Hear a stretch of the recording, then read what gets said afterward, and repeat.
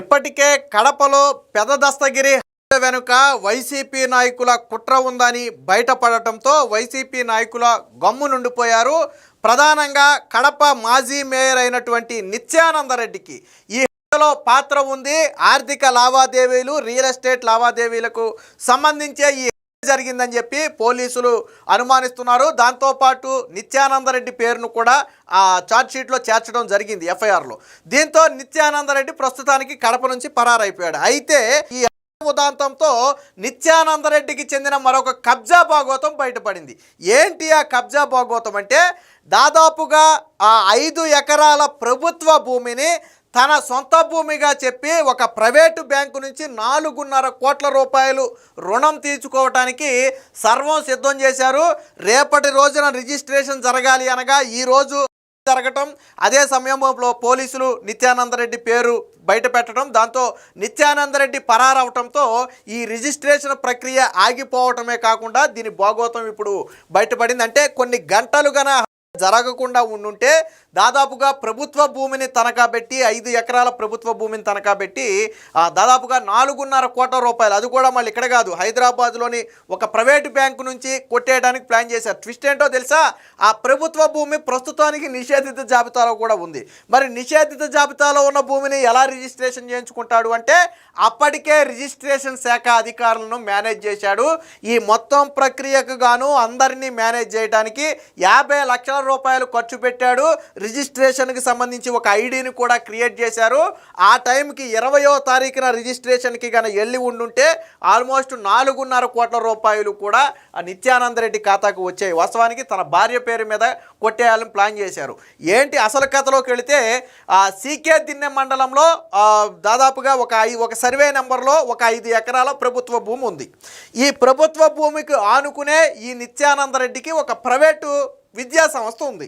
So ఎప్పుడైతే private విద్యా సంస్థ ప్రభుత్వ భూమికి ఆనుకునే ఉండటంతో ఈ ప్రైవేటు విద్యా సంస్థ సర్వే నెంబర్లోనే ఈ ప్రభుత్వ భూమిని కూడా కలిపేశారు. అంటే ఈ సాధారణంగా విద్యా సంస్థ స్థలం 1/4 ఎకరమో, 1/2 ఎకరమో, ఎకరమో అయి ఉంటుంది. ఈ ఎకరం ఉన్నటువంటి సర్వే నెంబర్ని ఆ 5 ఎకరాలు కూడా కలిపేసి ఇది మొత్తం కూడా విద్యా సంస్థ భూమేనని డాక్యుమెంట్స్ సృష్టించారు. దానికి సంబంధించి లోను కోసం అని చెప్పి హైదరాబాద్లోని ఒక ప్రైవేటు బ్యాంకును అప్రోచ్ అయ్యారు. మరి వాళ్ళకి విషయం తెలుసో లేదో మనకైతే తెలియదు, కానీ లోను 4.5 కోట్ల రూపాయలు లోన్ ఇవ్వడానికి అంగీకారం తెలిపారు. వాస్తవానికి రిజిస్ట్రేషన్లో ఆ ప్రభుత్వ మొత్తం భూమిని ఎంతగా తెలిపారు అంటే విద్యా సంస్థ భూమి, ప్రభుత్వ భూమి మొత్తంగా కలిపి 12 కోట్ల రూపాయల విలువైన భూమిగా వాళ్ళు అందులో చూపించడం జరిగింది. దానికి గాను 4.5 కోట్ల రూపాయలు బ్యాంకు ఇవ్వటం అన్నట్టుగా ఒప్పందం జరిగింది. దీనిలో రిజిస్ట్రేషన్ శాఖ అధికారుల చేతి వాటం కూడా ఉంది. వారిని ముందే మేనేజ్ చేశాడు. మొత్తాన్ని మేనేజ్ చేయడానికి 50 లక్షలు ఖర్చు పెట్టాడు. ఎప్పుడైతే ఈ పెద్ద దస్తగిరి జరిగిందో దాంతో నిత్యానందరెడ్డి పేరు బయటకు వచ్చి ఈ భాగోతం బయటపడిందో, అటు రిజిస్ట్రేషన్ శాఖ అధికారులు కూడా భయపడి సెలవు పెట్టి వాళ్ళు కూడా ఆఫీస్కి రావడం మానేశారు. సరే, వాళ్ళు ఎక్కడ తప్పించుకుంటారు, ఇవాళ కాకపోతే రేపు వాళ్ళ మీద ప్రభుత్వ పరంగా చర్యలు తీసుకుంటారు. అది పక్కన పెడితే, అంటే వీళ్ళ కబ్జాల భాగోతం, వాళ్ళు అధికారంలో లేకపోయినా కానీ డబ్బు ఆశ చూపి అధికారులను లోపరుచుకుని ప్రభుత్వ భూములను కూడా కొట్టేసే ప్రయత్నం. ఇంకో ట్విస్ట్ ఏంటో తెలుసా? తన భర్త పేరు మీద ఆల్రెడీ కేసు నమోదయ్యింది. పోలీసులు గాలిస్తున్నారు. ఆయన పరారీలో ఉన్నాడు. అయినా కానీ తన భార్య ఏం చేసింది? ముందస్తు ప్రకారం 20వ తారీఖున రిజిస్ట్రేషన్ జరగాలి కదా, రిజిస్ట్రేషన్ ఆఫీస్కి వెళ్ళిపోయి కూర్చుని మీరు వెంటనే రిజిస్ట్రేషన్ చేయండి అంటుందంట.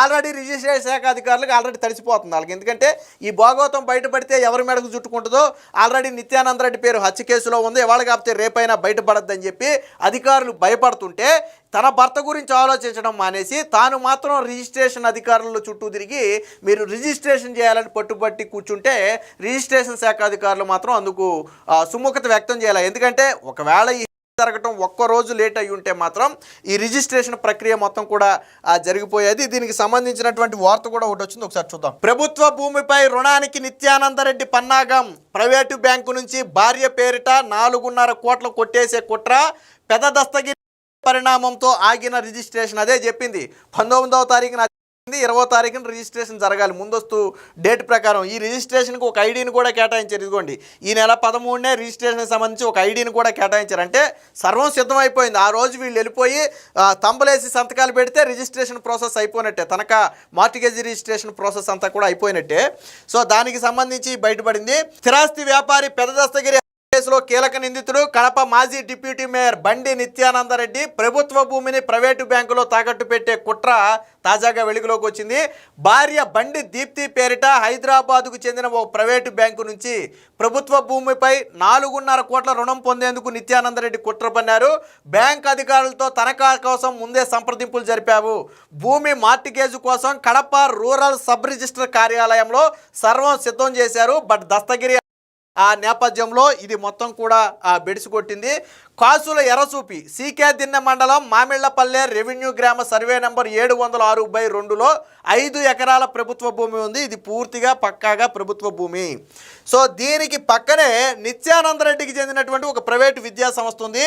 ఈ సర్వే నెంబర్లోని భూమి తనదిగా పేర్కొంటూ తనఖాకు సిద్ధమయ్యారు. అంటే పక్కనే తన భూమి ఉండటం కలిసి వచ్చింది. నాకు తెలిసి సర్వే నెంబర్ ఒకటి మారి ఉంటుంది. 706/2 అంటే అది 706/3-4 ఉండుంటుంది.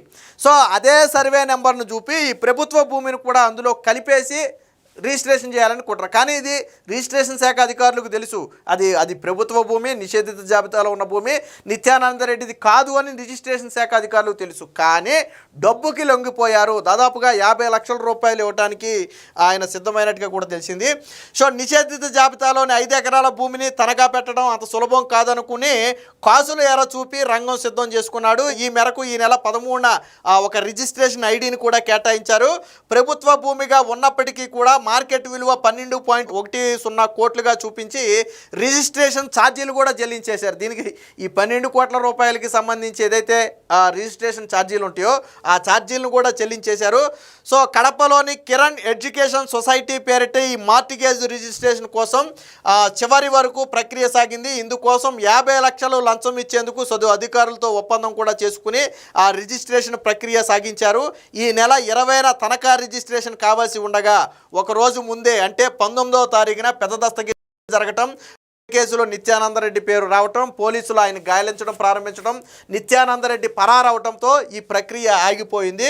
ఈ రిజిస్ట్రేషన్ శాఖ అధికారులు కూడా భయంతో సెలవు పెట్టి పారిపోయారు.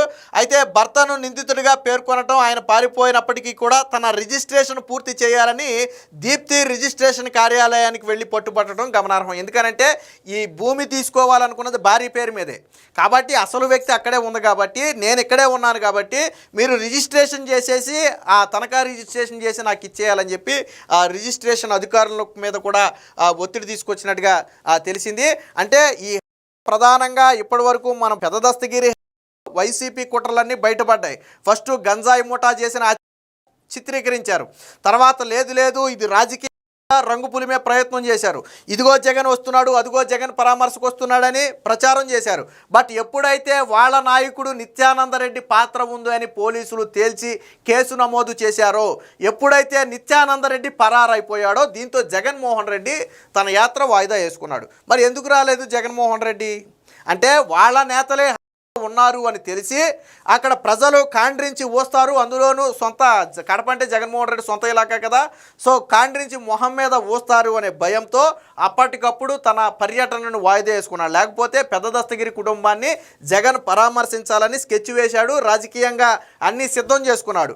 బట్ పోలీసులు తీగలాగితే డొంక గదిలినట్టుగా 100 కోట్ల రూపాయల ఈ లావాదేవీలకు సంబంధించే ఈ పెద్ద దస్తగిరి జరిగింది. పాల్గొన్న నిందితులు నిత్యానందరెడ్డికి అనుచరులే. భావించబడిన పెద్ద దస్తగిరి నిత్యానందరెడ్డికి అనుచరుడే.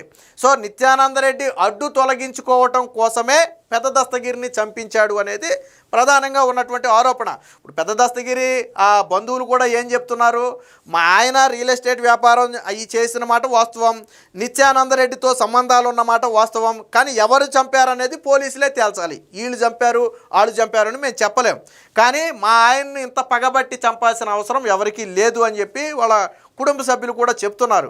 అంటే మొత్తంగా నిత్యానందరెడ్డి బ్రతుకు బయటపడటంతో, ఒకవేళ ఈ నిత్యానందరెడ్డి అనే పేరు కన్నా లేకపోతే ఈ పాటికి జగన్మోహన్ రెడ్డి పరామర్శలు, రాజకీయ విమర్శలు, కూటమి మీద చంద్రబాబు మీద నిందలు, రాష్ట్రం రాష్ట్రంగా మారింది, రాష్ట్రంలో శాంతి భద్రతలు పోయాయని చెప్పి సాక్షిలో పెద్ద పెద్ద డిబేట్లు ఇవన్నీ జరిగిపోయాయి. కానీ నిత్యానందరెడ్డి ఎప్పుడైతే పరారైపోయాడో వైసీపీ నాయకులకు కూడా నోళ్ళు మూతలు పడ్డాయి. ఎందుకని అసలు నువ్వు తప్పు చేయకపోతే ఎందుకు పారిపోవాలా? ఆ పోలీసులు ఆధారాలు సేకరించారు, దొరికితే బెయిల్ కూడా రాదు. ఆ భయంతో నిత్యానందరెడ్డి పరారైపోయాడు. నాకు తెలిసి ముందస్తు కోర్టులో అరెస్టు కాకుండా ముందస్తు ఏదైనా బెయిల్ తెచ్చుకునే ప్రయత్నం ఆల్రెడీ జరుగుతుంటుంది తెర వెనక.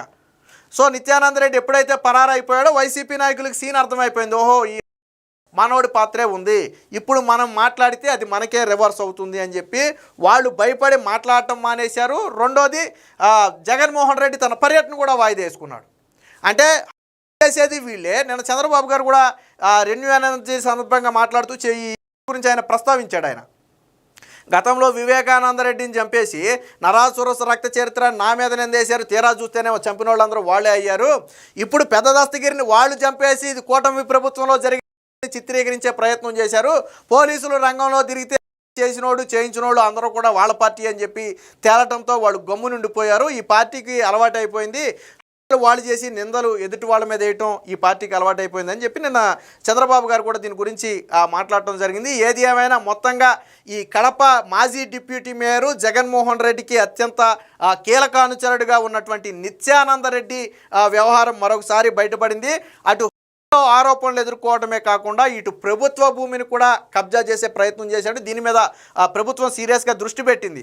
అంటే ఇంతకుముందు ఎన్ని ఇలా ప్రభుత్వ భూముల్ని కబ్జాలు చేసి తనఖాలు పెట్టి రుణాలు తీసుకున్నారు, లేదా ఎన్ని ప్రభుత్వ భూములను తన కుటుంబ సభ్యుల పేరు మీద మార్పించుకున్నారు, దీన్ని కూడా ప్రభుత్వం అయితే సీరియస్గా తీసుకుని విచారణ చేయాలని చెప్పి సంబంధిత అధికారులను కూడా ఆదేశించడం జరిగింది. ఏది ఏమైనా చేసిన వాళ్ళు, గావించబడిన వాళ్ళు, ఇప్పుడు పరారీలో ఉన్నవాళ్ళు మొత్తం కూడా వైసీపీకి చెందిన వాళ్ళు అనేది స్పష్టంగా అర్థమవుతుంది.